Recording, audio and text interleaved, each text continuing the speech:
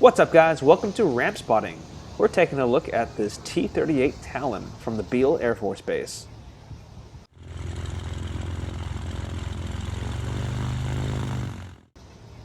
The T-38 is a twin-jet, two-seat supersonic jet trainer and was the world's first supersonic trainer. Developed in 1961, it is still flying today. I got to speak to the pilot, and he said the order of progression for new Air Force pilots is you start with the T-6 Texan and then move straight into the Talon if you're selected as a fighter jet pilot, which is pretty incredible that you jump straight into these jets after flying the Texan, which is a single-engine turboprop. We'll take a look at the nose here. We got that really fancy barber pole colored pitot tube. And then looks like some kind of antenna or some kind of fin here at the front. Such a cool looking plane. Let's see, we have a couple vents and openings here on the side, probably for cabin cooling. And here's the canopy, tandem seating back to front. And down here is the cargo pod. That's where they keep their bags for day trips. Down here they have some kind of flap or spoiler mechanism along with the landing gear doors. And just look how skinny these wings are.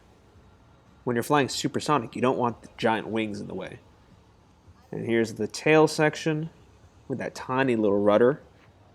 And this is a stabulator of some sort. That entire mechanism moves to pitch the aircraft up and down. And then back here are two General Electric J85 engines producing up to 2,900 pounds of thrust each, propelling this aircraft up to Mach 1.3 or 746 knots. 858 miles per hour. On the other side here we have an angle of attack sensor.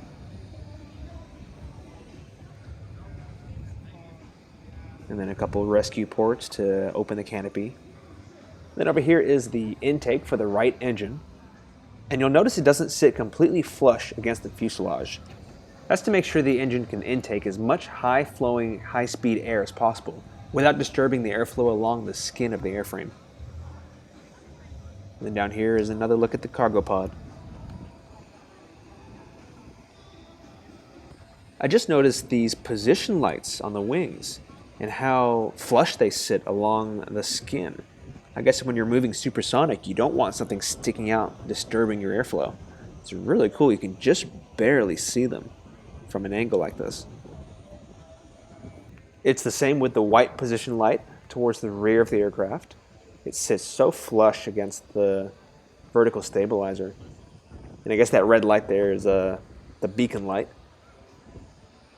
But check that out. Here's how flush it is, but you can still see it. I'm sure it works great at night.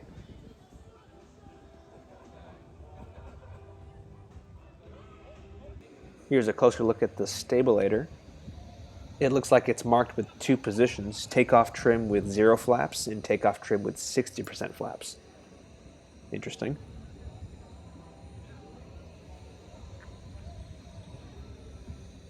They finally have the canopies open, so let's climb in and take a look.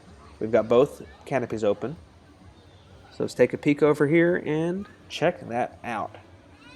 I knew these were made in the 60s, but I didn't expect it to be all analog. It's really cool. Apparently the newer T-38s have been developed with all glass systems.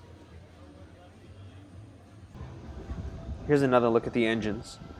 It's such a surreal experience being able to stick my head inside one of these. Not something you do every day. Well, that's it, guys. I hope you enjoyed this episode, and we'll see you in the next one.